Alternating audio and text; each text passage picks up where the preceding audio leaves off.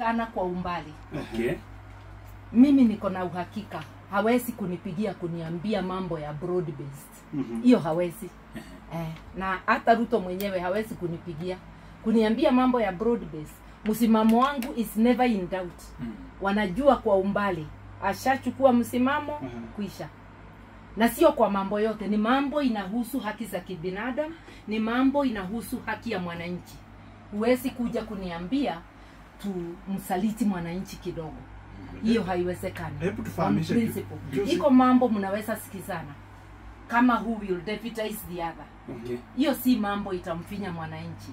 Lakini mimi nishasema mambo ya kudeputize nilimaliza nayo 2022 nilipo deputize Raila. Kwa hivyo moving forward, either niwe candidate au niwe na support mtu mwingine bila kuwa kwa hiyo tikiti. Sababu kwa upinzani tunasema tunatafuta a united candidate for the opposition. Mimi nimesema wasi sitakuwa deputy, but I am willing if somebody else is picked to support them fully without deputizing. I do not want to be in that ticket. Nisha deputize, hiyo iliisha. It injured your politics. Ebu nikwambie nilitosheka. Vile nilitosheka na ubunge, hata deputizing nishatosheka. Hata ubunge sasa ukinipatia siwezi. Hata ukinipatia bure.